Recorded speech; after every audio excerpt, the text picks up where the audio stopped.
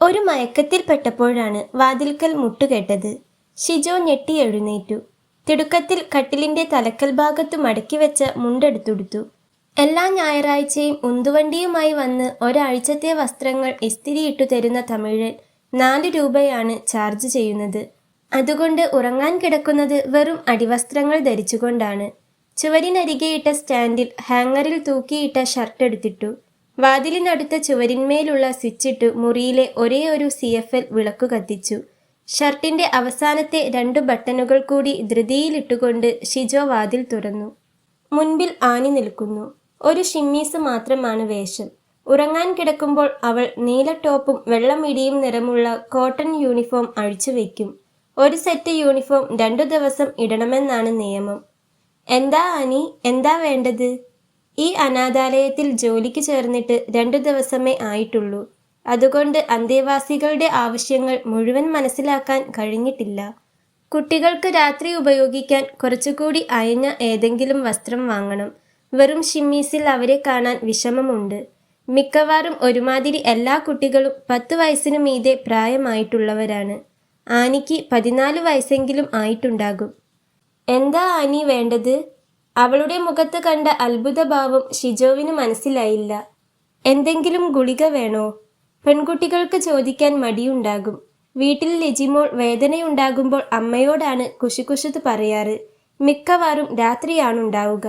ആ സമയത്ത് സൈക്കിളുമെടുത്ത് ടൗണിൽ പോയി ആശുപത്രിക്കടുത്ത് രാത്രി മുഴുവൻ തുറന്നിരിക്കുന്ന ഒരേ ഒരു മരുന്നുകടയിൽ നിന്ന് ഗുളിക വാങ്ങിക്കൊണ്ട് കൊടുക്കും.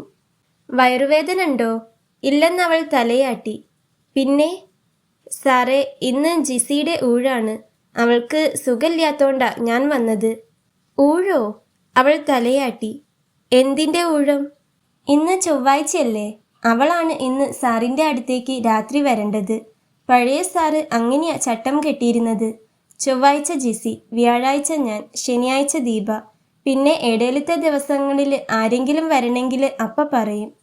എന്തിന്? ചോദിച്ച ഉടനെ അയാൾക്കതിൻ്റെ അർത്ഥശൂന്യത മനസ്സിലായി. ഒരുപാട് കാര്യങ്ങൾ ഒരു നിമിഷം കൊണ്ട് അയാളുടെ മനസ്സിലേക്ക് തള്ളിക്കയറുകയാണ്. തകരുന്ന ഒരണക്കെട്ടിന്റെ മുമ്പിൽ നിൽക്കുന്ന ആൾ വെള്ളപ്പാച്ചിലിൽ ഒഴുകിപ്പോകുന്ന അനുഭവം. അയാൾ തളർന്നു. അയാൾ ആലോചിക്കുകയായിരുന്നു. കാട്ടിൽ മൃഗരാജാവിൻ്റെ അടുത്തേക്ക് ഓരോ ദിവസവും ഇരയായി പോകേണ്ടി വരുന്ന നിസ്സഹായരായ മൃഗങ്ങളെപ്പറ്റി. ഇന്ന് ഈ മാൻപേടയുടെ ഊഴമാണ്. അല്ലെങ്കിൽ തൻ്റെ സഹജീവിക്ക് പകരം ഇവൾ വന്നതാണ്. നീ ഇരിക്കി, ചുമരരികിലിട്ട സ്റ്റൂൾ ചൂണ്ടിക്കാട്ടി ഷിജോ പറഞ്ഞു. കട്ടിലിൻ്റെ കാൽക്കൽ ഇരിക്കാൻ പോയ അവൾ സ്റ്റൂളിൽ പോയിരുന്നു. ഇനി പറയ്, എന്തിനാണ് നീ വന്നത്? പോയ സാറ് ഒന്നും പറഞ്ഞില്ലേ സാർ? ഇല്ല, നിങ്ങളൊക്കെ നല്ല കുട്ടികളാണെന്ന് മാത്രം. പിന്നെ നിങ്ങളുടെ ദിനചര്യകൾ, പഠിത്തത്തിൻ്റെ കാര്യം, അങ്ങനെ ഓരോന്ന്. വേറൊന്നും പറഞ്ഞില്ലേ സാർ? ഇല്ല. പിന്നെ നീ പറഞ്ഞില്ലല്ലോ എന്തിനാ ഇപ്പോൾ വന്നതെന്ന്. പഴയ വാർഡൻ പോയില്ലേ? പുതിയ ആള് വന്നാലും ഇതൊന്നും മുടക്കരുതെന്ന് ഞങ്ങളോട് പറഞ്ഞിരിക്കുക സാറ്. അത് പറയലും വിതുമ്പലും ഒന്നിച്ചു കഴിഞ്ഞു. ആ കൊച്ചുകുട്ടിയുടെ മാനസിക സമ്മർദ്ദം എത്രത്തോളം ഉണ്ടാകും? അവൾ തേങ്ങി തേങ്ങി കരയുകയാണ്. അടുത്തുപോയി ആശ്വസിപ്പിക്കണോ എന്നയാൾ ഒരു നിമിഷം ആലോചിച്ചു. പിന്നെ അതിനു മിനക്കെടാതെ വെറുതെ നോക്കിയിരിക്കുക മാത്രം ചെയ്തു. കണ്ണീർ അവളുടെ നേരിയ ഷിമ്മീസിൽ പതിക്കുന്നത്, അത് മാറിൽ അസുഖകരമായൊരു നനവുണ്ടാക്കുന്നത് കണ്ടപ്പോൾ ഷിജോ കൺതിരിച്ചു. അയാൾ പറഞ്ഞു, നിർത്തു കരച്ചിൽ. ഞാൻ അതിനു മാത്രമൊന്നും ചോദിച്ചില്ലല്ലോ. പിന്നെ നിങ്ങൾക്ക് രാത്രിയിടാൻ നൈറ്റിയൊന്നുമില്ലേ? ഞാൻ നാളെ തന്നെ തുന്നക്കാരിയോട് വരാൻ പറയാം. മറ്റേ സാറ് തിരിച്ചു വരുമോ സാർ? ആനി സംശയിച്ചുകൊണ്ട് ചോദിച്ചു. ഇല്ല. എന്തേ? അവളുടെ മുഖത്ത് ഭയം. അവൾ ആലോചിക്കുകയായിരുന്നു. പുതിയ സാറിനോട് പറയാൻ പറ്റുമോ അവരുടെ പ്രശ്നങ്ങൾ? പറയാമെങ്കിൽ തന്നെ എത്രത്തോളം പറയാം? എന്താ മോളെ, എന്താ ആ സാറിനെ അത്രയ്ക്ക് പേടിയാണോ? സാർ ഇത് ആരോടെങ്കിലും പറയോ? പറഞ്ഞാൽ ഞങ്ങളുടെ കഥ കഴിക്കും. ഇല്ല, ഞാൻ ആരോടും പറയണില്ല. മാത്രല്ല, നിങ്ങൾക്ക് എന്തെങ്കിലും പ്രശ്നമുണ്ടെങ്കിൽ എന്നോട് പറയണം. നിങ്ങളുടെ കാര്യങ്ങൾ നോക്കാനാണ് എന്നെ ഇവിടെ ജോലിക്ക് വെച്ചിരിക്കണത്. ആട്ടെ, എന്താ നിങ്ങൾക്കൊക്കെ പഴയ സാറിനെ ഇത്രയ്ക്ക് പേടി? അങ്ങേര് ഞങ്ങളെ വല്ലാതെ ഉപദ്രവിച്ചിരുന്നു സാർ. എന്തെങ്കിലും എതിര് പറഞ്ഞാൽ ഇവിടുന്ന് പുറത്താക്കുന്ന പറഞ്ഞിരുന്നത്. അവൾ വീണ്ടും കരയാനുള്ള ഭാവമാണ്. കരയൊന്നും വേണ്ട ആനി, വിഷമാണെങ്കിൽ പറയണ്ട. മോളിപ്പോൾ പോയിക്കോ, സമാധാനായി കിടന്നുറങ്ങിക്കോ. ആനി കണ്ണു തുടച്ചുകൊണ്ട് പോയി.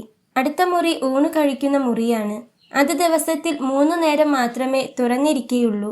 രാവിലെ 7 മുതൽ 8 മണി വരെ, ഉച്ചയ്ക്ക് 1 മുതൽ 2 വരെ, രാത്രി 7:30 മുതൽ 8:30 വരെ. ബാക്കി സമയങ്ങളിൽ കുട്ടികൾക്ക് എന്തെങ്കിലും തിന്നണമെന്ന് തോന്നിയാൽ, ചായ കുടിക്കണമെന്ന് തോന്നിയാൽ ഒരു നിവൃത്തിയുമില്ല. വളർത്തുനായ്ക്കൾക്ക് സമയം നോക്കി തിന്നാനിട്ടു കൊടുക്കുന്ന പോലെ. അടുക്കളയിലേക്ക് ഒരു ഇടനാഴികയിലൂടെ പോകണം. അവിടേക്കുള്ള വാതിൽ രാത്രി അടച്ചിടുകയാണ് പതിവ്. അവിടെ നിന്ന് 16 കുട്ടികൾക്കുള്ള ഭക്ഷണം തിട്ടപ്പെടുത്തി പ്ലേറ്റുകളിലാക്കി ട്രോളിയിൽ കൊണ്ടുവരും. ഷിജോവിനുള്ള ഭക്ഷണം മുറിയിൽ കൊണ്ടുവന്നു തരും. ഊൺമുറിക്കും അപ്പുറത്തുള്ള വലിയ മുറിയിലാണ് 8 ചെറിയ കട്ടിലുകൾ ഇട്ടിട്ടുള്ളത്. കട്ടിലുകളെന്ന് കഷ്ടിച്ച് പറയാമെന്നേയുള്ളൂ. 4 മരക്കാലുകൾക്കു മീതെയുണ്ടാക്കിയ ഫ്രെയിമിന്മേൽ പഴുമരപ്പലകകൾ അടിച്ചിരിക്കുകയാണ്. ആ കട്ടിലുകളിലാണ് ആ 16 കുട്ടികളും കിടന്നുറങ്ങുന്നത്. കട്ടിലിട്ടാൽ കഷ്ടിച്ചു നീങ്ങാനുള്ള സ്ഥലമുണ്ട്. ആ മുറിയിലാണ് അവർ വളരുന്നത്.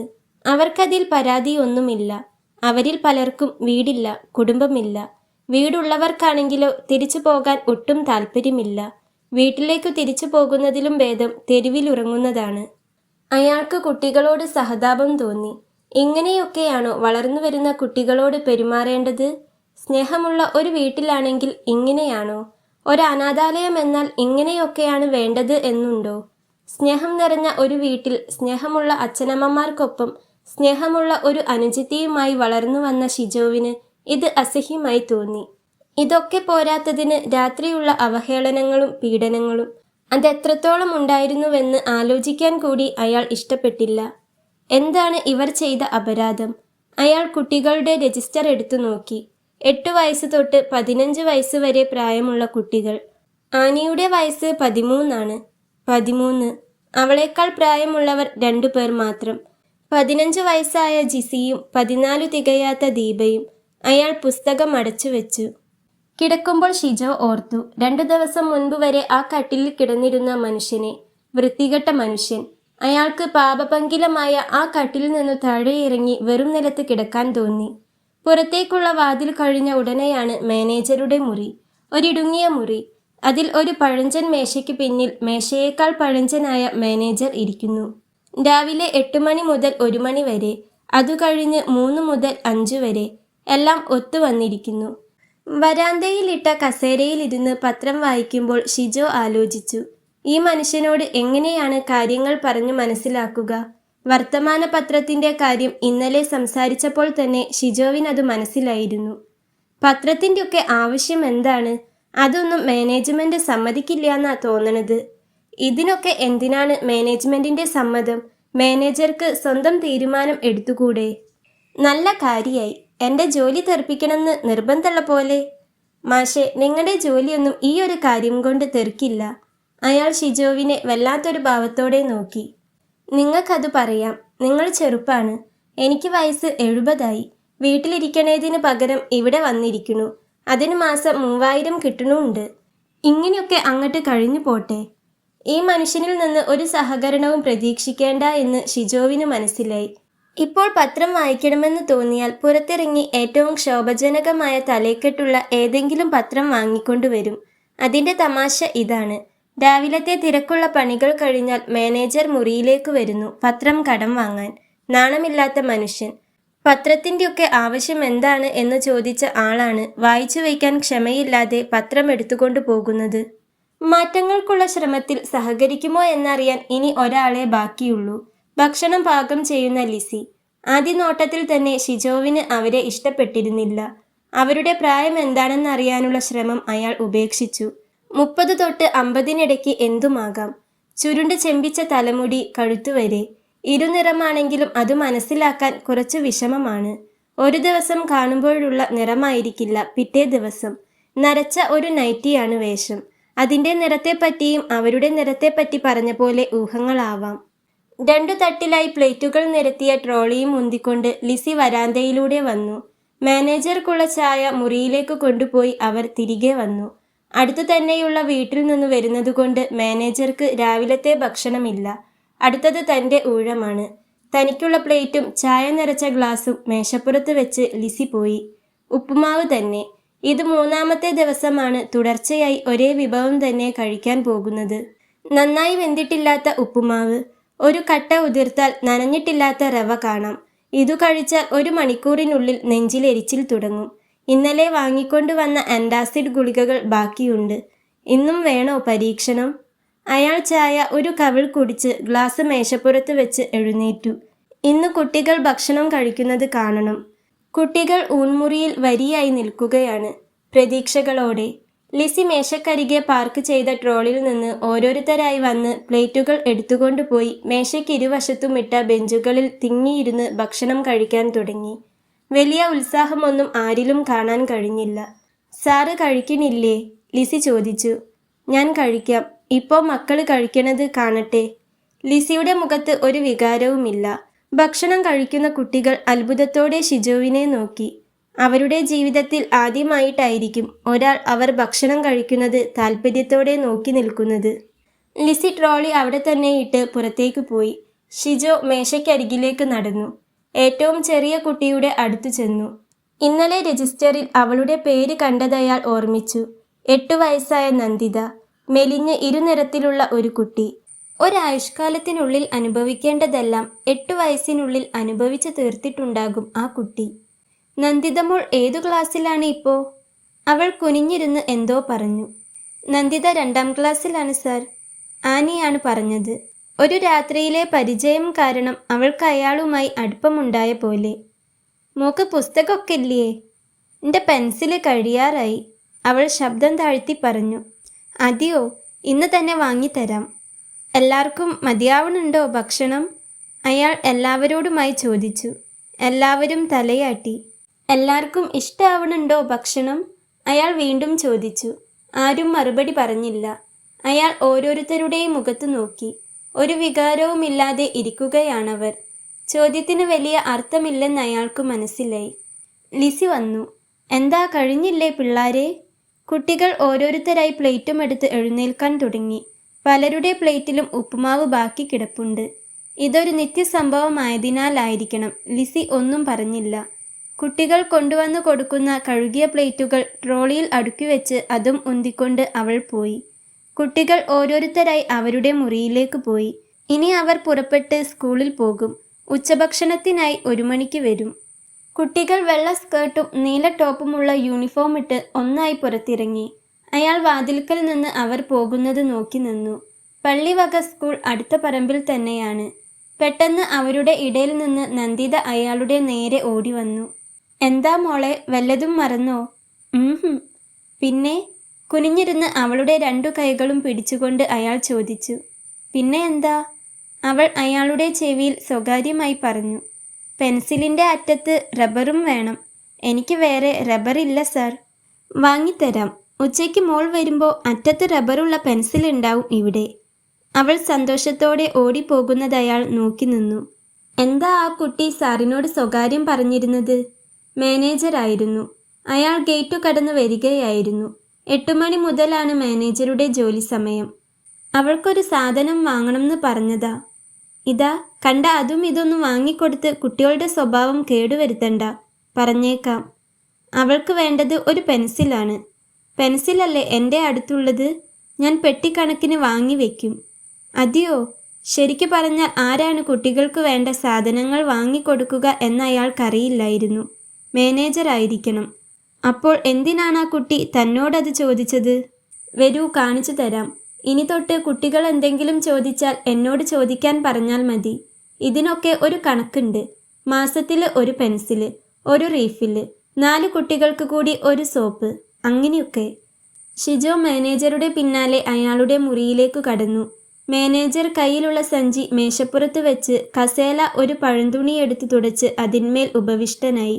മേശപ്പുറത്ത് വെച്ച പൗച്ച് സാവധാനത്തിൽ തുറന്ന് ഒരു താക്കോൽക്കൂട്ടം എടുത്ത് എഴുന്നേറ്റു. വരൂ. ഷിജോ നിൽക്കുക തന്നെയായിരുന്നു. മാനേജർ ചുമരരുകിൽ വെച്ച 2 ഇരുമ്പലമാരകളിലൊന്ന് തുറന്നു. ശരിയാണ്, എല്ലാം പെട്ടിക്കണക്കിന് വാങ്ങി വെച്ചിട്ടുണ്ട്.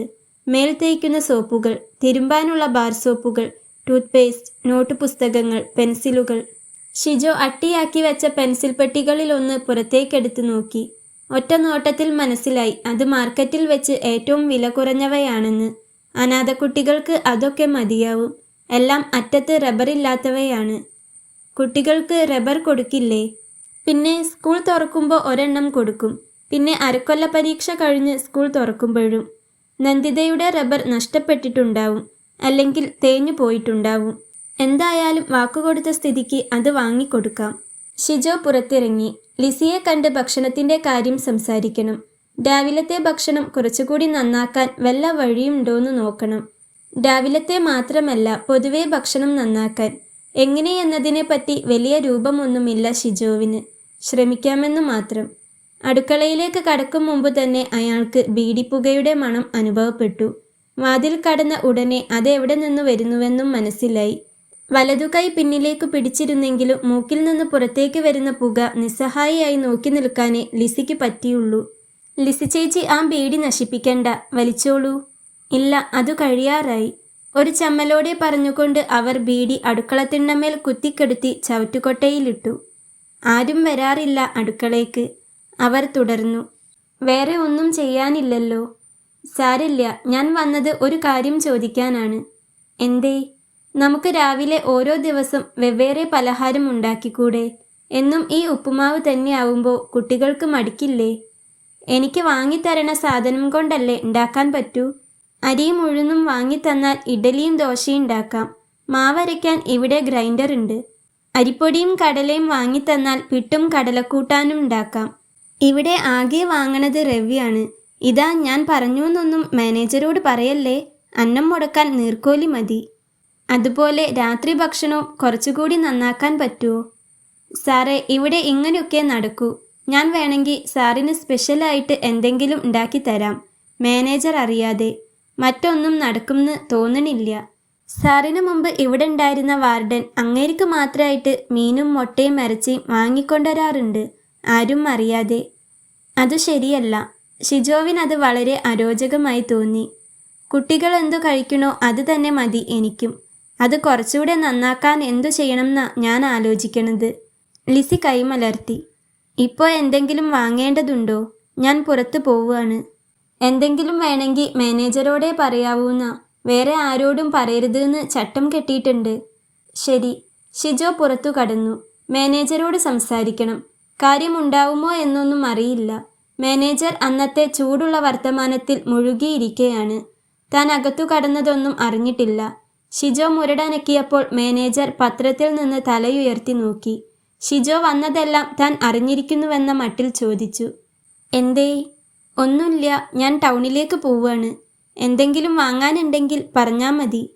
ഏയ് ഒന്നുമില്ല, എല്ലാം ഞാൻ മൊത്തക്കച്ചവടക്കാരുടെ അടുത്തുനിന്ന് വാങ്ങി വയ്ക്കുകയാണ്. ഇപ്പോൾ തൽക്കാലം ഒന്നും ആവശ്യമില്ല. പിന്നെ നമുക്ക് രാവിലത്തെ ഭക്ഷണം കുറച്ചുകൂടി നന്നാക്കിക്കൂടെ? എങ്ങനെ? ഓരോ ദിവസം ഓരോ ഐറ്റം ഉണ്ടാക്കാലോ. ഒരു ദിവസം ഉപ്പുമാവാണെങ്കിൽ അടുത്ത ദിവസം പിട്ടും കടലയും, പിന്നെയും ഒരു ദിവസം ഇഡ്ഡലി, അങ്ങനെ. മാഷേ, ഇതൊരു അനാഥാലയാണ്. നമ്മൾ ഇപ്പം ചെയ്യണതുകൊണ്ട് തന്നെ അവർക്ക് സന്തോഷ. മാഷ് അവരുടെ തലയിൽ അങ്ങനത്തെ ഐഡിയ ഒന്നും കയറ്റണ്ട. മാഷയ്ക്ക് കഴിക്കാൻ എന്താ വേണ്ടത് വെച്ചാൽ അത് സ്പെഷ്യലായി ഉണ്ടാക്കി തരാൻ ഞാൻ ലിസിയോട് പറയാം. അത് വേണ്ട. ഷിജോ പുറത്തു കടന്നു. താൻ അങ്ങനെ സമ്പന്നതയിൽ വളർന്ന ആളൊന്നുമല്ല. അപ്പനുണ്ടായിരുന്ന കാലം തൊട്ടേ വീട്ടിൽ പണത്തിന് വിഷമമുണ്ടായിരുന്നു.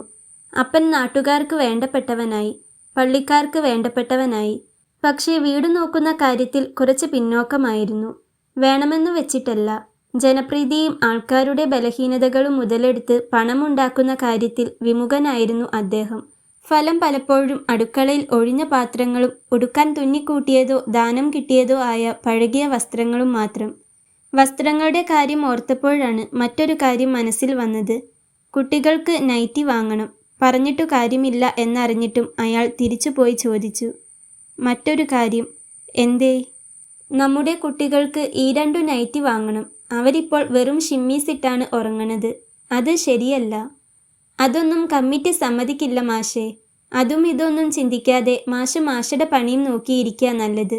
ചെറുപ്പല്ലേ, അങ്ങനെയൊക്കെ തോന്നും. മാനേജർ തിരിച്ച് പത്രത്തിലേക്ക് ഊളിയിട്ടു. ഇനി തിരിച്ച് സ്വന്തം മുറിയിൽ പോയി മേശയ്ക്ക് മുമ്പിലിട്ട കസേലയിലിരിക്കുമ്പോൾ ഷിജോ വല്ലാതെ ക്ഷോഭിച്ചിരുന്നു. ഒരു ചായ കുടിക്കണം. ലിസിയോട് പറഞ്ഞാൽ ഉണ്ടാക്കി തരും. ചിലപ്പോൾ അത് കുടിക്കേണ്ടിയിരുന്നില്ല എന്ന് തോന്നാം. പിന്നെ നന്ദിതയ്ക്ക് പെൻസിൽ വാങ്ങണം. നന്ദിതയെ കാണുമ്പോൾ ഓർക്കുന്നത് ലിജിയുടെ ബാല്യമാണ്.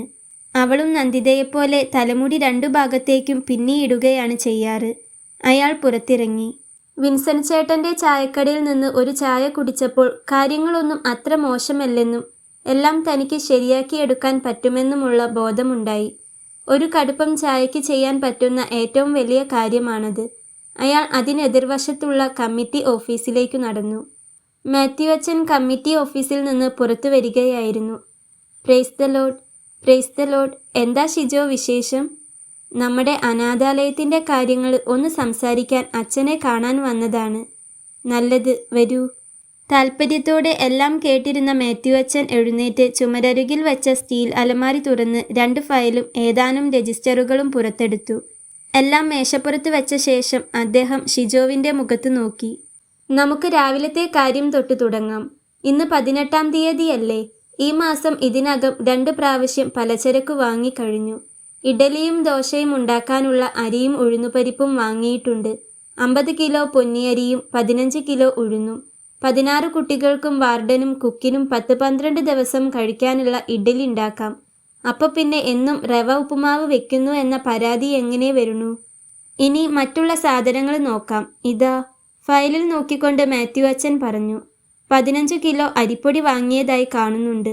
10 കിലോ കടല, 25 കിലോ ഗോതമ്പ് പൊടി, കോഴിമുട്ട 5 പ്രാവശ്യം 1.5 ഡസൻ വീതം. ഫയൽ അടിച്ചു വെച്ച് മാത്യു അച്ഛൻ ഷിജോവിനെ നോക്കി. അച്ചോ, ഇതൊന്നും അവിടുത്തെ അടുക്കളയിൽ എത്തുന്നുണ്ടെന്ന് തോന്നണില്ല. ഉണ്ടെങ്കിൽ ലിസി ചേച്ചി പറയുമായിരുന്നു.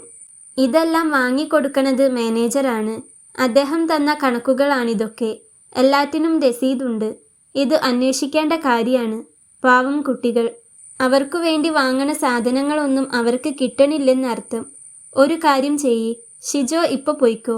ഞാനിതൊന്ന് അന്വേഷിക്കട്ടെ. എന്നെ കണ്ടു ഇതൊക്കെ സംസാരിച്ചുവെന്ന് ആരും അറിയണ്ട. സഭ ഒരുപാട് പണം ഈ അനാഥാലയത്തിന് വേണ്ടി ചെലവാക്കുന്നുണ്ട്.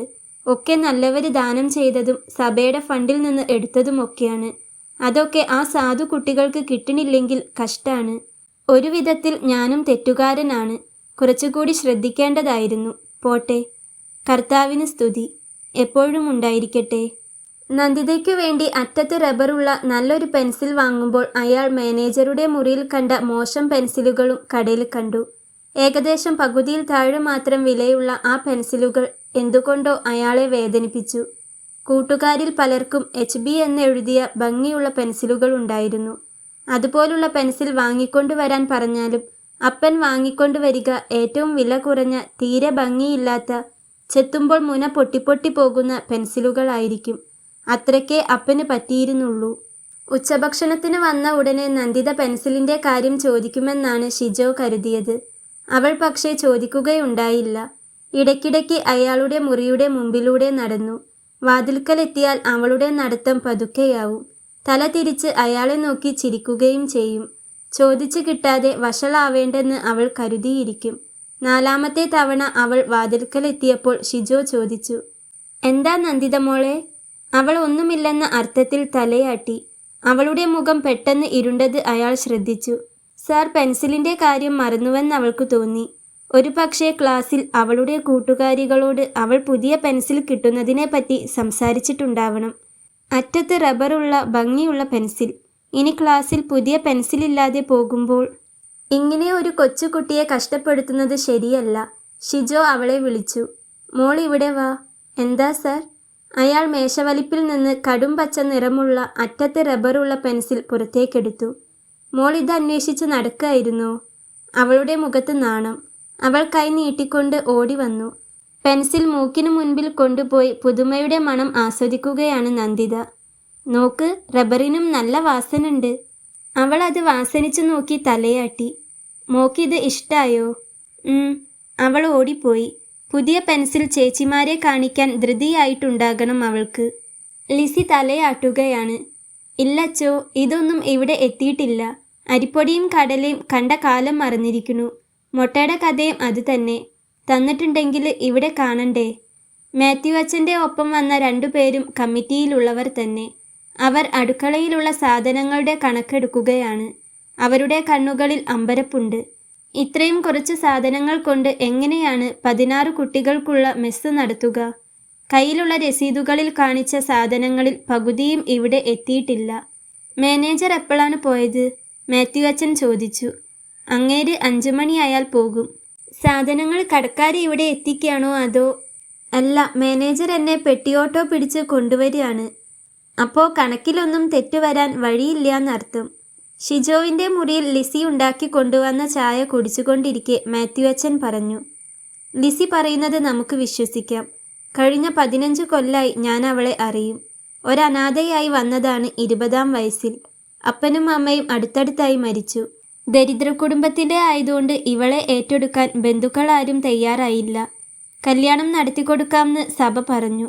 അവൾക്ക് കല്യാണത്തിൽ ഒരു താല്പര്യവുമില്ലായിരുന്നു. അന്നിവിടെ ഒരു വയസ്സായ സ്ത്രീയായിരുന്നു ഭക്ഷണം പാകം ചെയ്യാൻ. അവരുടെ കാലം കഴിഞ്ഞപ്പോൾ ഇവൾ സ്വയം ഏറ്റെടുത്ത ജോലിയാണിത്. വേറെ ഒരു താല്പര്യവുമില്ല. അപ്പോൾ ഈ സാധനങ്ങളൊക്കെ? ഷിജോ ഒന്നും പറഞ്ഞില്ല. അയാളുടെ മനസ്സിൽ സമ്മിശ്ര വികാരങ്ങളായിരുന്നു. മാനേജർ പണം വെട്ടുന്നുണ്ടെന്ന് കമ്മിറ്റി മെമ്പർമാരെ പോലെ അയാൾക്കും മനസ്സിലായി. ഗതിയില്ലാത്ത പാവം പെൺകുട്ടികൾക്ക് കിട്ടേണ്ട ഭക്ഷണത്തിൽ തിരുമറി ചെയ്യുന്നത് കൊടിയ അപരാധമാണ്. രാവിലെ പള്ളിയിൽ കമ്മിറ്റി ഓഫീസിൻ്റെ പടി കയറുമ്പോൾ ഇങ്ങനെയൊക്കെയാണ് കാര്യങ്ങളുടെ കിടപ്പ് എന്ന ഊഹം പോലും അയാൾക്കുണ്ടായിരുന്നില്ല. ഇനി മുമ്പുണ്ടായിരുന്ന വാർഡന് ഇതിലൊക്കെ എത്രത്തോളം കൈയുണ്ടെന്ന കാര്യമാണ്. അയാൾ ഈ പാവം പെൺകുട്ടികളോട് ചെയ്ത കാര്യം ആലോചിച്ചാൽ ഇതൊക്കെ നിസ്സാരമാണ്. ഷിജോ നാളെ അരമനയിലേക്ക് വരണം. നമുക്ക് കുറച്ച് കാര്യങ്ങൾ തിരുമേനിയായിട്ട് സംസാരിക്കാനുണ്ട്. ഇതൊന്ന് ശരിയാക്കിയെടുക്കണം. എത്ര മണിക്കാണ് വരേണ്ടത് അച്ചോ? രാവിലെ 9:30. അസൗകര്യമൊന്നും ഇല്ലല്ലോ? ഇല്ല, കുട്ടികൾ സ്കൂളിൽ പോയാൽ കുറച്ചു നേരം ഞാൻ ഫ്രീ ആണ്. അപ്പോൾ വരാം. അവർ പോയ ശേഷം ലിസി കപ്പുകൾ എടുത്തുകൊണ്ട് പോകാൻ വന്നു. ഷിജോ പറഞ്ഞു. ലിസി ചേച്ചി കുറച്ചു നേരം ഇരിക്കൂ, എനിക്ക് സംസാരിക്കാനുണ്ട്. എന്താ? അവർ ഇരിക്കാതെ മേശക്കരികെ കപ്പുകളും പിടിച്ചുകൊണ്ട് നിൽക്കുകയാണ്. ഇരിക്കൂ. ലിസി മേശയ്ക്കപ്പുറത്തെ കസേല വലിച്ചിട്ട് വിഷമത്തോടെ ഇരുന്നു. ജീവിതത്തിൽ അങ്ങനെയുള്ള മര്യാദകളൊന്നും അനുഭവിച്ചിട്ടുണ്ടാവില്ല അവരെന്ന് ഷിജോവിന് തോന്നി. എങ്ങനെ തുടങ്ങണമെന്നറിയാതെ അയാൾ മേശമേൽ വിരലുകൾ കൊണ്ട് ശബ്ദമുണ്ടാക്കി. പള്ളിയിൽ പിയാനോ വായിച്ച പരിചയമുള്ളതുകൊണ്ട് അതൊരു സുഖകരമായ താളമായി പരിണമിച്ചു. ഉണർവിൻ വരം ലഭിപ്പാൻ. ഞാൻ പറയാൻ പോണത്. അയാൾ നിർത്തി. ലിസി വളരെ അസ്വസ്ഥയായിരുന്നു. അവരെ സംബന്ധിച്ചിടത്തോളം അടുക്കളയിലും ഊൺമുറിയിലും അടുക്കളയ്ക്ക് പിന്നിലുള്ള ചെറിയൊരു കിടപ്പുമുറിയിലുമായി ജീവിതം ചിട്ടപ്പെടുത്തിയിരുന്നു. അനാഥാലയത്തിൻ്റെ പുറത്തു പോയിരുന്നത് നിരത്തിനു കുറുകെയുള്ള പെട്ടിപ്പീടികയിൽ ബീഡി വാങ്ങാൻ മാത്രമാണ്. പള്ളിയിലേക്ക് വല്ലപ്പോഴും പോയിരുന്നത് മതിൽ പൊളിഞ്ഞെടുത്തുകൂടിയായിരുന്നു. അവളുടെ സാന്നിധ്യവും അഭാവവും ആരും ശ്രദ്ധിച്ചിരുന്നില്ല. ഒരരൂപിയാണെന്ന പോലെ. എനിക്ക് നമ്മുടെ സ്ഥാപനത്തിൻ്റെ കാര്യം സംസാരിക്കാനുണ്ട്. അതിൻ്റെ കിടപ്പ് ശരിയല്ലെന്ന് ഈ 2-3 ദിവസം കൊണ്ട് തന്നെ മനസ്സിലായിരിക്കുന്നു. അതെങ്ങനെ ശരിയാക്കിയെടുക്കാമെന്ന് ലിസി ചേച്ചിയോടും കൂടി സംസാരിക്കാമെന്ന് കരുതി. ലിസിയുടെ പ്രതികരണത്തിനു വേണ്ടി അയാൾ നിർത്തി. പ്രതികരണമൊന്നും ഉണ്ടായില്ല. എന്താ ചേച്ചി ഒന്നും പറയാതിരിക്കണത്? ഞാൻ എന്ത് പറയാനാ? ഞാൻ ഇവിടുത്തെ ഏറ്റവും വില കുറഞ്ഞ ജോലിക്കാരിയാണ്. വലിയ കാര്യങ്ങളൊന്നും അന്വേഷിക്കേണ്ടെന്ന് മാനേജറും പറഞ്ഞിട്ടുണ്ട്. മുമ്പത്തെ വാർഡനും പറഞ്ഞിട്ടുണ്ട്. ഒതുങ്ങിക്കഴിയുക, അതാ നല്ലതെന്ന്. തൻ്റെ മുൻപിലുള്ള പ്രശ്നം കുറച്ചൊന്നുമല്ല എന്ന് ഷിജോ മനസ്സിലാക്കി. ലിസിയെ താൻ ഉദ്ദേശിച്ച മട്ടിൽ മെരുക്കിക്കൊണ്ടുവരിക എളുപ്പമല്ല. 10-15 കൊല്ലം അടിച്ചൊതുക്കിയ ആത്മാഭിമാനം ഉയർത്തിയെടുക്കാൻ ഈ സാധു സ്ത്രീക്ക് കുറച്ച് സമയം കൊടുക്കണം. ഇനി മുതൽ അങ്ങനെയൊന്നും ഉണ്ടാവാതെ ഞാൻ നോക്കാം. പോരെ? ഞാൻ എത്തിപ്പെട്ട സ്ഥലം ഇതാണ്. എനിക്ക് വേണ്ടി കർത്താവ് കണ്ടുപിടിച്ച സ്ഥലമായിരിക്കണം ഇത്. ഇനി ഞാൻ എന്നെങ്കിലും ഇവിടുന്ന് പോവുകയാണെങ്കിൽ ഈ സ്ഥലം ഞാൻ വരുമ്പോൾ കണ്ടതിനേക്കാൾ നന്നാക്കണം. അതിന് ചേച്ചിയുടെ സഹായം ആവശ്യമാണ്. ഇനി ഒക്കെ കഴിഞ്ഞ് നന്നാക്കാൻ കഴിയില്ല എന്ന് തോന്നുകയാണെങ്കിൽ ആ നിമിഷം ഞാൻ സ്ഥലം വിടും. ലിസി മുഖം താഴ്ത്തിയിരിക്കുകയാണ്. ചേച്ചി പൊയ്ക്കോളൂ. അവർ വേഗം എഴുന്നേറ്റു. കപ്പുകൾ ട്രേയിലേക്ക് എടുത്തുകൊണ്ട് പുറത്തേക്ക് പോയി. അവർക്ക് ആശ്വാസമായി എന്ന് തോന്നി. ഷിജോ തല കൈകൊണ്ട് താങ്ങി കണ്ണടച്ചിരുന്ന് വിരലുകൾ കൊണ്ട് മേശമേൽ പിയാനോ വായിക്കാൻ തുടങ്ങി. 5 മിനിറ്റ് കഴിഞ്ഞു കാണും. സർ. പെട്ടെന്ന് അയാളെ അത്ഭുതപ്പെടുത്തിക്കൊണ്ട് ലിസി വാതിൽക്കൽ വന്നു നിന്നു. എന്താ ചേച്ചി? ലിസി മേശക്കരികെ വന്നു നിന്നു. നേരത്തെ കമ്മിറ്റിക്കാർ വന്നതെന്തിനായിരുന്നു? അതോ, ചേച്ചി ഇരിക്കൂ. ലിസി കുറച്ച് വിഷമിച്ചിട്ടെന്ന പോലെ ഇരുന്നു. ഈ അനാഥാലയം നടത്താൻ വേണ്ടി ദയുള്ള ഒരുപാട് മനുഷ്യർ സംഭാവന തരുന്നുണ്ട്. ആ പണം കൊണ്ട് ഈ സാധു പെൺകുട്ടികൾക്ക് നല്ലൊരു ജീവിതം കിട്ടുമായിരുന്നു. എൻ്റെ വിചാരം കമ്മിറ്റിക്കാർ വേണ്ടത്ര പണം ചെലവാക്കണില്ല എന്നായിരുന്നു. ഞാൻ അന്വേഷിച്ചപ്പോഴാണ് മനസ്സിലാവണത് അവരുടെ കണക്കിൽ ധാരാളം സാധനങ്ങൾ ഇവിടെ വാങ്ങുന്നുണ്ട്. അതൊക്കെ എവിടെയാണ് പോണത്? അയ്യോ, ഞാനൊന്നും എടുക്കണില്ല. ചേച്ചി എടുത്തിട്ട് എന്തു ചെയ്യാനാ? ചേച്ചിയെ കമ്മിറ്റിക്കാർക്കൊക്കെ നല്ല വിശ്വാസമാണ്, ബഹുമാനവുമാണ്. വാങ്ങണ സാധനങ്ങളൊക്കെ പോണ വഴിയും അവർക്ക് മനസ്സിലായിട്ടുണ്ട്. അവരെന്താ ചെയ്യണമെന്ന് നോക്കാം. എന്നെക്കൊണ്ട് ചെയ്യാൻ പറ്റണ സഹായമൊക്കെ ചെയ്യാം. അവർ പ്രശംസിക്കപ്പെട്ടിരിക്കുന്നു. വിശ്വാസം എന്ന വാക്കിനേക്കാൾ ബഹുമാനം എന്ന വാക്ക് അവർക്കിഷ്ടപ്പെട്ടുവെന്ന് തോന്നി. കാരണം വിശ്വാസം നഷ്ടപ്പെടാനായി അവരൊരു തെറ്റും ചെയ്തിട്ടില്ല. പക്ഷേ ബഹുമാനം, അത് അവരെ സംബന്ധിച്ചിടത്തോളം വലിയ കാര്യമാണ്. തൻ്റെ തോന്നലായിരിക്കാം. എന്തായാലും അവർ തൻ്റെ ഭാഗത്താണ്. സഹായിക്കുമെന്ന കാര്യം അയാൾക്ക് ആത്മവിശ്വാസം നൽകി. അരമനയിൽ താഴത്തെ നിലയിൽ പുറത്തേക്ക് തള്ളി നിൽക്കുന്ന ഒരു വിശാലമായ മുറിയാണ് തിരുമേനിയുടെ ഓഫീസ്. അനാഥാലയത്തിൽ വാർഡനായി ചേരുന്നതിനു മുൻപ് ഒരിക്കൽ മാത്രമേ ആ മുറി കണ്ടിട്ടുള്ളൂ. പതുപതുത്ത പരവതാനിക്കു മീതെയിട്ട ഈട്ടിക്കൊണ്ടുണ്ടാക്കിയ വിശാലമായ മേശയ്ക്കു മുകളിൽ ഗ്ലാസ് ടോപ്പ്, പിന്നിലിട്ട റിവോൾവിംഗ് ചെയറിനു പിന്നിൽ കർട്ടനിട്ടു മറച്ച ജനലിനു മുകളിൽ ചുമരിലായി കുരിശിൽ തറച്ച നിലയിൽ കർത്താവിൻ്റെ ആൾരൂപം. വാർഡനായി ജോലി തരാനുള്ള കൂടിക്കാഴ്ചയായിരുന്നു അത്. തിരുമേനി പറഞ്ഞു. തൻ്റെ പേര് ഷിജോ ജോസഫ് കുര്യൻ. തൻ്റെ അപ്പൻ ഒരു നല്ല പേരുണ്ടാക്കിയിട്ടാ പോയത്, അറിയാലോ? ഷിജോ തലയാട്ടി. ആ സൽപ്പേര് കളഞ്ഞു കുളിക്കാതെ നല്ല കാര്യങ്ങൾ മാത്രം ചെയ്യുക, ഇത്രയേ എനിക്ക് പറയാനുള്ളൂ. അയാൾ തലയാട്ടി. കൊച്ചു കുട്ടികളെയാണ് തന്നെ ഏൽപ്പിക്കണത്. മാതാപിതാക്കൾ നഷ്ടപ്പെട്ടവരാണ് മിക്കവരും. അവർക്ക് ആ തോന്നലുണ്ടാവാതെ നോക്കണം. അങ്ങനെ ചെയ്യുമെന്ന് കർത്താവിൻ്റെ പേരിൽ വാക്കു തരണം. ഞാൻ കർത്താവിൻ്റെ പേരിൽ വാക്കു തരുന്നു, കുമ്പിട്ടുകൊണ്ട് ഷിജോ പറഞ്ഞു. ഇനി നമുക്ക് പ്രാർത്ഥിക്കാം. കസേലയിൽ നിന്ന് എഴുന്നേറ്റ് മേശയ്ക്കരികിലേക്ക് നടന്നുകൊണ്ട് തിരുമേനി പറഞ്ഞു.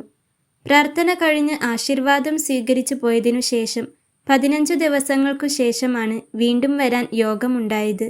അതും അനാഥാലയത്തിൽ ചേർന്ന് 4 ദിവസത്തിനുള്ളിൽ. വാതിൽ തുറക്കുന്ന ശബ്ദം കേട്ടപ്പോൾ ഷിജോ എഴുന്നേറ്റ് നിന്നു. തിരിഞ്ഞു നോക്കി. മുൻപിൽ തിരുമേനിയും പിന്നിൽ വാതിൽ തുറന്നു പിടിച്ചുകൊണ്ട് മാത്യു അച്ഛനും. ഷിജോ തിരുമേനിയുടെ മുമ്പിൽ കുമ്പിട്ടു നിന്നു. Praise the Lord. തിരുമേനി ഷിജോവിൻ്റെ കൈ പിടിച്ച് പ്രാർത്ഥിക്കാൻ തുടങ്ങി. ഏകദേശം 1 മിനിറ്റ് നീണ്ടുനിന്ന പ്രാർത്ഥനയ്ക്കു ശേഷം തിരുമേനി മേശയുടെ ഇടതുവശത്തു കൂടെ നടന്ന് കസേലയിൽ ഇരുന്നു. ഇരിക്കൂ, മാത്യു അച്ഛനോടും ഷിജോവിനോടുമായി തിരുമേനി പറഞ്ഞു. തിരുമേനി 2 മിനിറ്റ് നേരം ഷിജോവിൻ്റെ മുഖത്ത് നോക്കിയിരുന്നു. തൻ്റെ മുഖഭാവങ്ങളിലൂടെ മനസ്സിലേക്ക് കടന്നു ചെന്ന് അവിടെ മുഴുവൻ പഠിക്കാനെന്ന പോലെ, സംതൃപ്തനായ പോലെ അദ്ദേഹം ചാഞ്ഞിരുന്നു. ഇനിയൊന്നും ചോദിക്കാനും ചെയ്യാനുമില്ലെന്ന മട്ടിൽ. പിന്നെ മുന്നോട്ടാഞ്ഞിരുന്ന് മുൻപിൽ വെച്ച് ഫയൽ തുറന്ന് അതിലൂടെ കണ്ണോടിച്ചു. ഇവനോട് കാര്യങ്ങളൊക്കെ പറഞ്ഞ് മനസ്സിലാക്കിയിട്ടുണ്ടല്ലോ? ചോദ്യം മാത്യു അച്ഛനോടായിരുന്നു. ഇല്ല തിരുമേനി, മുഴുവൻ കാര്യങ്ങളും പറഞ്ഞിട്ടില്ല. സ്ഥാപനത്തിൻ്റെ നടത്തിപ്പിനെപ്പറ്റി പറഞ്ഞിട്ടുണ്ട്. മറ്റേ കാര്യം ഒന്നും സംസാരിച്ചിട്ടില്ല. മറ്റേ കാര്യം എന്താണെന്ന് ഷിജോ ഊഹിച്ചെടുത്തു. അപ്പോൾ തനിക്ക് മുൻപ് ഉണ്ടായിരുന്ന വാർഡൻ്റെ വിക്രിയകൾ ഇവർക്കറിയാമായിരുന്നു. അതേപ്പറ്റി ഇപ്പോൾ പറഞ്ഞു കൊടുക്കൂ. തിരുമേനി അതൃപ്തനായ പോലെ. തൻ്റെ സാന്നിധ്യത്തിൽ അങ്ങനെയൊരു കാര്യം ചർച്ച ചെയ്യുന്നത് അദ്ദേഹത്തിന് ഇഷ്ടമായില്ലെന്ന് തോന്നുന്നു. കാര്യം ഇതാണ്, മാത്യു അച്ഛൻ അറച്ചരച്ചുകൊണ്ട് പറഞ്ഞു. ഇതിനു മുൻപുണ്ടായിരുന്ന വാർഡൻ്റെ സ്വഭാവം പെൺകുട്ടികൾ മാത്രം അന്തേവാസികളായിട്ടുള്ള ഒരു സ്ഥാപനത്തിൻ്റെ വാർഡന് ചേർന്നതല്ല. അതുകൊണ്ടാണ് അങ്ങേരെ മാറ്റി ഷിജോവിനെ വെച്ചിട്ടുള്ളത്. സംസാരം ശരിയായ വഴിക്കു തന്നെയാണ് നീങ്ങുന്നതെന്ന മട്ടിൽ തിരുമേനി തലയാട്ടി. മനസ്സിലായെന്ന് ഷിജോ പറഞ്ഞു. അതെന്തെങ്കിലും ആവട്ടെ, തിരുമേനി പറഞ്ഞു. ഇനി അങ്ങനെയൊന്നും ഉണ്ടാവരുത്. അതിനാണ് ജോസഫിൻ്റെ മകനെ തന്നെ ഈ സ്ഥാപനം മുഴുവൻ ഏൽപ്പിക്കാൻ തീർച്ചയാക്കിയിരിക്കുന്നത്. മുഴുവൻ. ഒരു ഇഫക്റ്റിനു വേണ്ടി ഒന്ന് നിർത്തിയ ശേഷം അദ്ദേഹം പറഞ്ഞു. മുഴുവൻ ചാർജും. ഷിജോ ഒരു ചോദ്യത്തോടെ ആദ്യം തിരുമേനിയെയും പിന്നെ മാത്യു അച്ഛനെയും നോക്കി. മാത്യു അച്ഛൻ തലയാട്ടിക്കൊണ്ട് പറഞ്ഞു. ഇന്നു മുതൽ മാനേജർ വരില്ല. അങ്ങേരെ ഒഴിവാക്കിയിരിക്കുന്നു. ആ ജോലിയും കൂടി ഷിജോ ചെയ്യണം. അതിനനുസരിച്ച് ശമ്പളം കൂട്ടിത്തരും, തിരുമേനി പറഞ്ഞു. അതെത്രയാണെന്ന് കമ്മിറ്റി തീർച്ചയാക്കും. എന്താ, സമ്മതല്ലേ? ഞാൻ ശ്രമിക്കാം. പിന്നെ തിരുമേനി തുടർന്നു. അവിടെ 1 മാസം എന്ത് ചെലവ് വരുമെന്ന് ഒരു കണക്കുണ്ടാക്കൂ. അത് ഈ ആഴ്ചത്തെ മീറ്റിംഗിൽ വയ്ക്കാം. കുട്ടികൾക്ക് ഒരുമാതിരി നല്ല നിലയിൽ കഴിയാനുള്ള ഒരു സ്ഥിതി ഉണ്ടാവണം. ഞാൻ ഉദ്ദേശിക്കുന്നത് ആഡംബരമൊന്നുമല്ല, പക്ഷേ നല്ല നിലയിൽ കഴിയാൻ. അതിനു വേണ്ട ചെലവ് എത്രയാണെന്ന് പറയണം. ലിസിയോട് സംസാരിച്ചാൽ ഒരു ഏകദേശ രൂപം കിട്ടും. ഷിജോ തലയാട്ടി. തിരുമേനി എഴുന്നേറ്റു. നമുക്ക് ആ പാവം കുട്ടികളുടെ നല്ല ഭാവിക്ക് വേണ്ടി പ്രാർത്ഥിക്കാം. 3 പേരും വട്ടമിട്ടു നിന്നു. ബിഷപ്പ് കണ്ണടച്ചുകൊണ്ട് വളരെ സൗമ്യമായ ശബ്ദത്തിൽ പ്രാർത്ഥന ഉരുവിടാൻ തുടങ്ങി. അദ്ദേഹത്തിൻ്റെ മുഖത്തെ ചുളിവുകളിൽ കണ്ണും നട്ട് ഷിജോ അതേറ്റു ചൊല്ലി. പള്ളിയിലേക്കു നടക്കുമ്പോൾ മാത്യു അച്ഛൻ പറഞ്ഞു, തനിക്കത് ചെയ്യാൻ കഴിയും. മാനേജറുടെ ജോലി എന്ന് പറഞ്ഞാൽ കുറേ ഭാവനയും വേണ്ട ജോലിയാണ്. ആ മനുഷ്യന് കുറുക്കുവഴിയിൽ കൂടി പണം ഉണ്ടാക്കാനുള്ള ഭാവന മാത്രമേ ഉണ്ടായിരുന്നുള്ളൂ. ആ സ്ഥാപനം എങ്ങനെയൊക്കെ നന്നാക്കിയെടുക്കാൻ പറ്റുമെന്ന് ഷിജോ ആലോചിച്ചുണ്ടാക്കൂ. പണം ഒരു പ്രശ്നമല്ല. പിന്നെ വേറൊരു കാര്യം, ഒരു നല്ല മനുഷ്യൻ അദ്ദേഹത്തിൻ്റെ കമ്പ്യൂട്ടർ ദാനം ചെയ്തിട്ടുണ്ട്. സ്കൂളിലോ കമ്മിറ്റി ഓഫീസിലോ വെക്കാമെന്ന് പറഞ്ഞു. 2 കൊല്ലം പഴക്കേ ഉള്ളൂ. അങ്ങേര് പുതിയ സിസ്റ്റം വാങ്ങിയപ്പോൾ ഇത് തന്നതാണ്. സ്കൂളിൽ ഇപ്പോൾ തന്നെ 10 കമ്പ്യൂട്ടറുണ്ട്. ഓഫീസിലും ആവശ്യത്തിന് ഒരെണ്ണമുണ്ട്. ഇത് വേണമെങ്കിൽ അവിടെ വയ്ക്കാം. ബ്രോഡ്ബാൻഡ് കണക്ഷനും എടുത്താൽ മതി. ഡൊണേഷനു വേണ്ടി പലരുമായി കോണ്ടാക്ട് ചെയ്യേണ്ടി വരും. ഇപ്പോൾ സിസ്റ്റർ തെരേസയാണ് അതൊക്കെ ചെയ്യണത്. ഷിജോവിന് കുറേയൊക്കെ സഹായിക്കാൻ പറ്റും. നല്ല കാര്യമാണ്. ഓഫീസ് കാര്യങ്ങളും അതിൽ വയ്ക്കാലോ. പിന്നെ ഞായറാഴ്ചയും മറ്റ് ഒഴിവു ദിവസങ്ങളിലും കുട്ടികൾക്കും അതിൽ പ്രാക്ടീസ് ചെയ്യാം, കളിക്കാം. എന്നാൽ ശരി ഷിജോ, വാച്ച് നോക്കിക്കൊണ്ട് അദ്ദേഹം പറഞ്ഞു. എനിക്ക് കുർബാനയ്ക്കുള്ള സമയമായി. നന്നായി വരട്ടെ. മുറിയിലേക്ക് നടക്കുമ്പോൾ ഷിജോ ആലോചിച്ചു. കുട്ടികളുടെ സ്ഥിതി നന്നാക്കാൻ തനിക്ക് കുറച്ചുകൂടി അധികാരം കിട്ടിയാൽ എത്ര നന്നായിരുന്നുവെന്ന് ഇന്നലെ കൂടി ആലോചിച്ചതാണ്. ഇന്നിതാ എല്ലാ അധികാരവും തന്നിൽ അർപ്പിച്ചിരിക്കുന്നു. എത്ര പെട്ടെന്നാണ്. അയാൾ മാനേജറെ ഓർത്തു. അയാൾ പോയതു നന്നായി. വെറുക്കപ്പെടേണ്ട വൃത്തികെട്ട മനുഷ്യൻ. മുറിയിലേക്കു നടക്കാതെ അയാൾ അടുക്കളയിലേക്കു നടന്നു. വാതിൽ തുറന്നിട്ടിട്ടാണെങ്കിലും മുട്ടിയ ശേഷമേ അകത്തു കടന്നുള്ളൂ. ഒപ്പം തന്നെ വിളിക്കുകയും ചെയ്തു. ലിസി ചേച്ചി. അടുക്കളത്തിണ്ണയ്ക്കരികെ ജനലിലൂടെ പുറത്തേക്കു നോക്കിയിരിക്കുന്ന ലിസി എഴുന്നേറ്റു. എന്താ സർ, ചായ വേണോ? ചായ കുടിക്കാനുള്ള ഉദ്ദേശമൊന്നും ഉണ്ടായിരുന്നില്ല ഷിജോവിന്.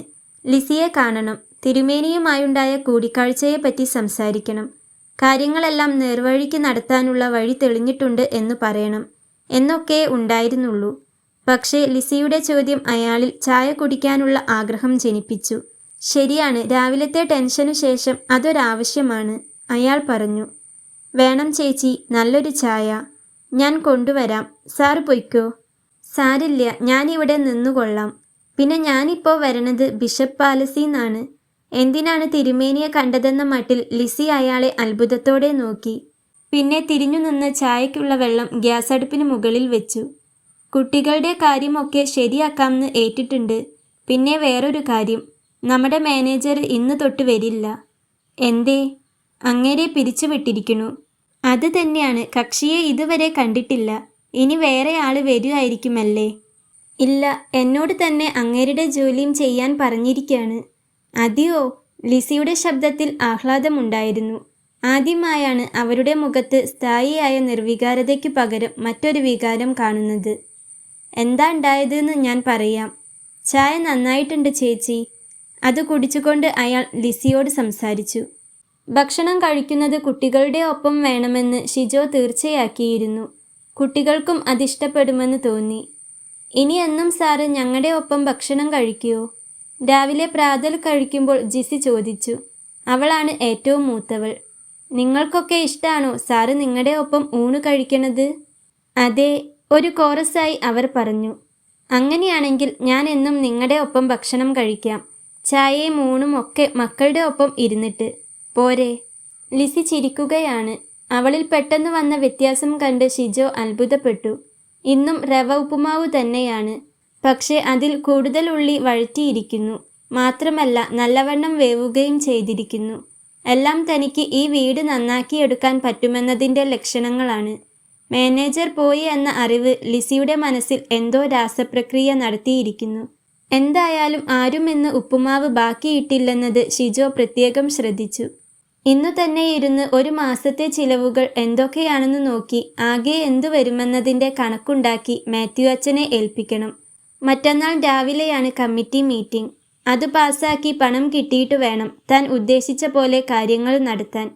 കുട്ടികൾ ഒന്നായി പുറപ്പെട്ടു പോയപ്പോൾ അയാൾ ഒരു പുസ്തകവും പെന്നുമായി അടുക്കളയിലേക്ക് നടന്നു. ലിസിയോട് സംസാരിച്ചപ്പോൾ 1 മാസം എന്തൊക്കെ വേണ്ടി വരുമെന്നതിനെപ്പറ്റി ഒരു ഏകദേശ രൂപം കിട്ടി.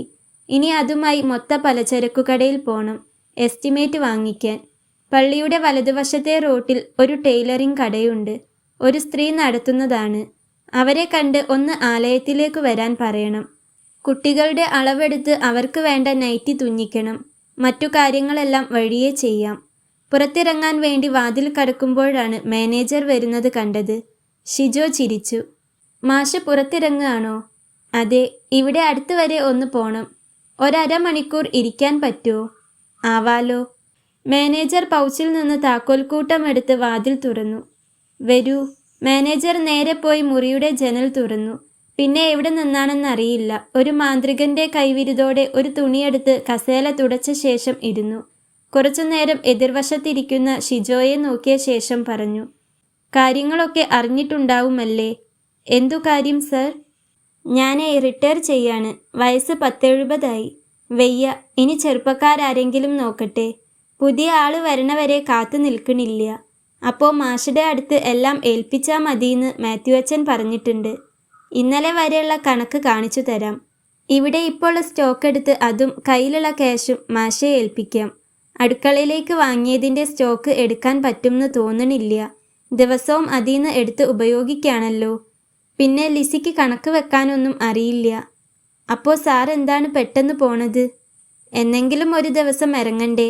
അതിന്നാവാമെന്ന് വെച്ചു. അത്ര എന്നെ. മാനേജർ താക്കോൽക്കൂട്ടമെടുത്ത് അലമാരികൾ തുറന്ന് അതിലുള്ള ഓരോ സാധനങ്ങളായി പുറത്തെടുത്ത് എണ്ണാൻ തുടങ്ങി.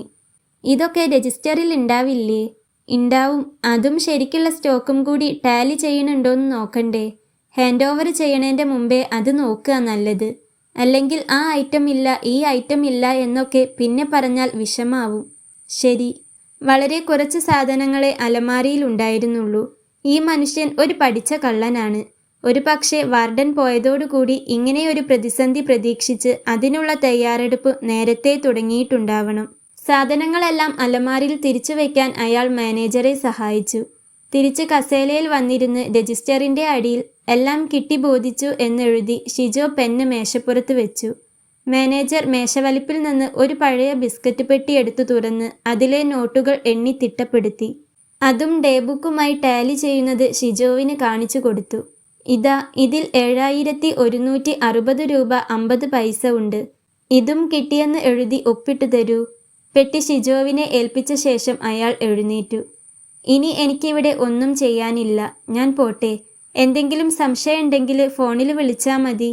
ഇതാ താക്കോൽക്കൂട്ടവും ഏൽപ്പിക്കുന്നു.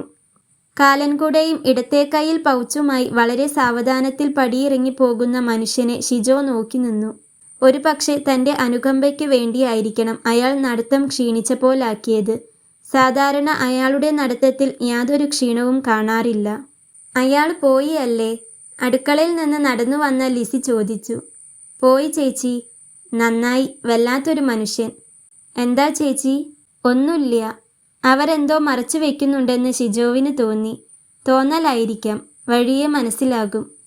ഞാനൊന്ന് മാർക്കറ്റിൽ പോയി വരാം. മാസം എന്ത് ചെലവ് വരും എന്നത് കണക്കാക്കാൻ ഒരു എസ്റ്റിമേറ്റ് വാങ്ങണം. എന്തെങ്കിലും അത്യാവശ്യം വാങ്ങേണ്ടതുണ്ടോ? അങ്ങനെയൊന്നുമില്ല. ശരിക്കു പറഞ്ഞാൽ എല്ലാം വാങ്ങേണ്ടത് തന്നെ. മറ്റന്നാളത്തെ കഴിയട്ടെ. മറ്റന്നാളാണ് കമ്മിറ്റി മീറ്റിംഗ്. അതു കഴിഞ്ഞാൽ അവർ പണം സാങ്ഷനാക്കും. ഇപ്പോൾ തിരിച്ചു വരുമ്പോൾ കുറച്ച് ചിക്കൻ വാങ്ങിക്കൊണ്ട് വരാം. കുട്ടികൾക്ക് ഒരു സദ്യയാവട്ടെ. ചിക്കനോ? ലിസിയുടെ കണ്ണുകൾ വികസിച്ചു. അവളും ചിക്കനോ ഇറച്ചിയോ മീനോ കഴിച്ചിട്ട് വർഷങ്ങളായി കാണും. ആ, അതോ ബീഫാണോ വേണ്ടത്? ചിക്കൻ മതി. മറ്റേത് എല്ലാ കുട്ടികൾക്കും ഇഷ്ടമായിന്ന് വരില്ല. ഗോതമ്പ് മാവ് ഇരിക്കുന്നുണ്ട്. അതുകൊണ്ട് ചപ്പാത്തി ഉണ്ടാക്കാം. ഗേറ്റ് കടക്കുമ്പോൾ ഷിജോവിൻ്റെ മനസ്സിലുണ്ടായിരുന്ന ചിത്രം 16 പെൺകുട്ടികൾ മേശയ്ക്ക് ചുറ്റുമിരുന്ന് ചിരിച്ചു കളിച്ചുകൊണ്ട് ചിക്കൻ കറി കൂട്ടി ചപ്പാത്തി തിന്നുന്നതാണ്. വളരെ കുട്ടിക്കാലത്താണ്. ഒരിക്കൽ അപ്പൻ എന്തോ ചെറിയ സഹായം ചെയ്തു കൊടുത്ത ഒരാൾ രാവിലെ ഒരു വലിയ ചിക്കൻ കൊണ്ടുവന്നു. തനിക്കും അനിയത്തിക്കും വളരെ സന്തോഷമായി. ഭക്ഷണത്തിൽ ചിക്കൻ എന്നൊരു വിഭവം കണ്ടിട്ട് കാലം കുറേയായി. തങ്ങൾ അതിന് ചുറ്റിപ്പറ്റി നിന്നു. അപ്പൻ പുറത്തു വന്നു കാര്യം ഇതാണെന്ന് മനസ്സിലായപ്പോൾ വല്ലാതെ ക്ഷോഭിച്ചു. ഞാൻ തനിക്ക് ചെയ്തു തരേണ്ട ഒരു കാര്യം മാത്രമേ ചെയ്തിട്ടുള്ളൂ. അതിനാണോ താൻ ഇങ്ങനെ ഒരു കൈക്കൂലി കൊണ്ടുവന്നു തന്നത്? അയ്യോ, കൈക്കൂലിയോ?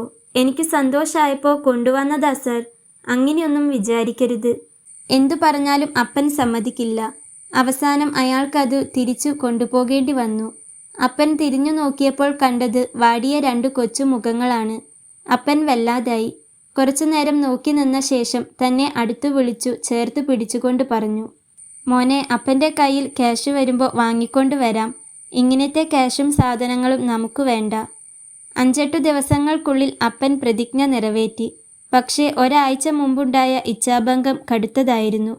കിട്ടുമെന്ന് പ്രതീക്ഷിച്ച ഇഷ്ടപ്പെട്ട ഒരു സാധനം കൺമുൻപിൽ വെച്ച് തട്ടിമാറ്റുകയായിരുന്നു.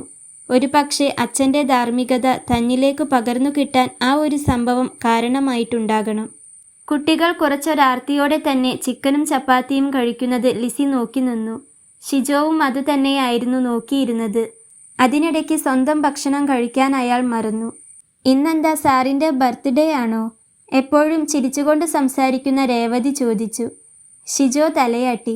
ഇന്നു മാത്രമല്ല, ഇനി തൊട്ട് എന്നും എൻ്റെ ബർത്ത്ഡേ ആണ്. ആ 8 വയസ്സുകാരിയുടെ മുഖത്ത് അത്ഭുതം, സംശയം. അതെങ്ങനാ എന്നും പിറന്നാൾ ഉണ്ടാവണ്? നിങ്ങളൊക്കെ ഒപ്പുള്ളപ്പോൾ എങ്ങനെയാ എന്നും പിറന്നാൾ ആവാതിരിക്കണത്? ഈ ജിസി ഒന്നും കഴിക്കണില്ലല്ലോ. മേശയുടെ അങ്ങേ തലക്കൽ ഇരിക്കുന്ന ജിസിയുടെ പിന്നിൽ നിന്നുകൊണ്ട് ലിസി ചേച്ചി പറഞ്ഞു. ഷിജോ നോക്കിയപ്പോൾ വിളമ്പിയതൊക്കെ അവളുടെ പ്ലേറ്റിൽ അങ്ങനെ തന്നെ കിടക്കുന്നു. എന്തു പറ്റി മോളെ? അവൾ ഒന്നുമില്ലെന്ന് ചുമൽ കുലുക്കി കാട്ടി. പിന്നെ എഴുന്നേറ്റ് വാഷ് ബേസിനിൽ പോയി കൈ കഴുകി പുറത്തേക്ക് പോയി. പിന്നാലെ ആനിയും പോകാനൊരുങ്ങി. ജിസിക്ക് എന്തു പറ്റി ആനി? ഷിജോ ചോദിച്ചു. വയറുവേദന ഉണ്ടെന്ന് പറഞ്ഞിരുന്നു സർ. അവളും പുറത്തേക്ക് പോയി. മറ്റുള്ള കുട്ടികൾ ഭക്ഷണം തുടർന്നു. ഷിജോ അസ്വസ്ഥനായി. തൻ്റെ പ്രശ്നങ്ങൾ തുടങ്ങാൻ പോകുന്നേയുള്ളൂ എന്ന ഉള്ളറിവ് അയാളെ ഭയപ്പെടുത്തി. അയാൾ ലിസി ചേച്ചിയെ നോക്കി. അവരും ആലോചനയിലായിരുന്നു. അയാൾ പറഞ്ഞു, ലിസി ചേച്ചി ഒന്ന് പോയി നോക്കൂ. വരണവരെ ഞങ്ങൾ സ്വന്തം എടുത്ത് കഴിച്ചോളാം. അവർ പോയി. പഴയ വാർഡനെ പറ്റി അവർക്ക് എത്രത്തോളം അറിയുന്നുണ്ടാകുമെന്ന് ഷിജോ ആലോചിച്ചു. രാത്രി 8:30 മണിയോടെ ഭക്ഷണം കഴിഞ്ഞാൽ പുറത്തേക്കുള്ള വാതിൽ അടച്ച് കുറ്റിയിടുകയാണ് പതിവ്. പിന്നെ ലിസിക്ക് ഈ പ്രദേശവുമായി യാതൊരു ബന്ധവുമില്ല. വാതിൽ തുറക്കുന്നത് രാവിലെ 6 മണിക്കാണ്. അതുവരെ ഇവിടെ എന്തു നടക്കുന്നു എന്നതിനെപ്പറ്റി അവർ അജ്ഞയായിരിക്കും.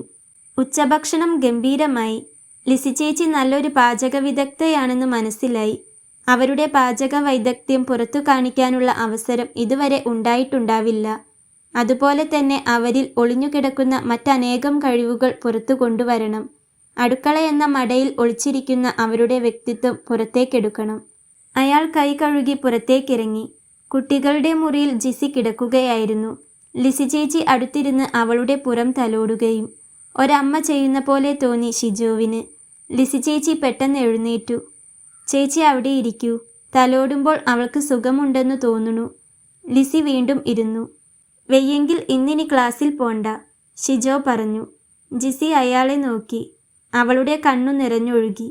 ആനിക്ക് ക്ലാസ് കട്ട് ചെയ്യാൻ വലിയ വിഷമമില്ലെങ്കിൽ അവളും നിൽക്കട്ടെ. എന്തുകൊണ്ടോ ജിസിയെ ഒറ്റയ്ക്കാക്കി പുറത്തു പോകാൻ ഷിജോ ഭയപ്പെട്ടു. വല്ല മരുന്നും വേണോ മോളെ? അയാൾ ചോദിച്ചു. വേണ്ടെന്ന് അവൾ തലയാട്ടി. കുട്ടികൾ ഭക്ഷണം കഴിഞ്ഞ് മുറിയിലെത്തിയിരുന്നു. അവർ പുസ്തക സഞ്ചിയും എടുത്ത് പോകാൻ തയ്യാറായി നിൽക്കുകയായിരുന്നു. എന്താ ജിസി ചേച്ചിക്ക് വയ്യായ സർ? നന്ദിത ചോദിച്ചു. വയറുവേദനയാണ് മോളെ, മോള് പൊയ്ക്കോളൂ. കുട്ടികൾ പോയ ശേഷം ഷിജോ ഓഫീസ് മുറിയിൽ പോയി കസേലയിലിരുന്നു. എന്താണിതിൻ്റെയൊക്കെ അർത്ഥം? എവിടെ നിന്നാണ് തുടങ്ങേണ്ടതെന്നറിയാതെ ഷിജോ പകച്ചു നിന്നു. പല ചോദ്യങ്ങൾക്കും ഉത്തരം കിട്ടേണ്ടതുണ്ട്. പഴയ വാർഡനെപ്പോലുള്ള ഒരു ചെന്നായയെ നിരാലംബരായ ഈ പെൺകുട്ടികളുടെ ഒപ്പം ഇത്ര കാലം എന്തിനു വിട്ടു? ജിസിയോ ആനിയോ മറ്റ് പെൺകുട്ടികളോ ഇതിനിടയ്ക്ക് എന്നെങ്കിലും കുമ്പസാരിച്ചിട്ടുണ്ടാവില്ലേ? അപ്പോൾ മാത്യു അച്ഛൻ ഇതിനകം കാര്യമെല്ലാം അറിഞ്ഞു കാണും. അങ്ങനെയല്ലാതെ അദ്ദേഹം ഇതൊന്നും അറിയാൻ വഴിയില്ല. അച്ഛനും അമ്മയും ബന്ധുക്കളും ഒന്നുമില്ലാത്ത ശരിക്കും അനാഥയാണ് ജിസി. ആരും ചോദിക്കാൻ വരാനില്ല. വഴിയിൽ എവിടെയോ ഉപേക്ഷിക്കപ്പെട്ടു കിടന്ന കുട്ടിയാണവൾ. വരാന്തയിലൂടെ ലിസി ചേച്ചി വരുന്നത് കണ്ടു. അയാൾ വിളിച്ചു, ലിസി ചേച്ചി. അവർ വന്ന് വാതിലിൻ്റെ കട്ടിള പിടിച്ചുകൊണ്ട് ചോദിച്ചു, എന്താ സർ? വരൂ, അല്ലെങ്കിൽ ഊൺമുറി വൃത്തിയാക്കിയ ശേഷം വന്നാലും മതി. സാരില്ല, അത് പിന്നെ ചെയ്യാം. കുറച്ചു കഴിഞ്ഞാൽ ജിസിക്ക് എന്തെങ്കിലും കഴിക്കാൻ പറ്റുമെന്ന് നോക്കണം. എന്നാൽ ഇരിക്കൂ. ജിസിക്ക് എന്താണ് അസുഖമെന്ന് മനസ്സിലായോ? ലിസി ഒന്നും മിണ്ടാതെ തല താഴ്ത്തിയിരുന്നു. എന്താ ഒന്നും പറയാത്തത്? ഒരു ഡോക്ടറെ കാണിക്കുക, അല്ലാതെ നമ്മൾ എന്തു പറയാനാ? കുറച്ച് ദിവസമായിട്ട് രാവിലെ എഴുന്നേറ്റാൽ ഛർദി ഉണ്ടായിരുന്നു. അതിൻ്റെ കഷ്ടകാലം, അല്ലാതെ എന്തു പറയാനാ?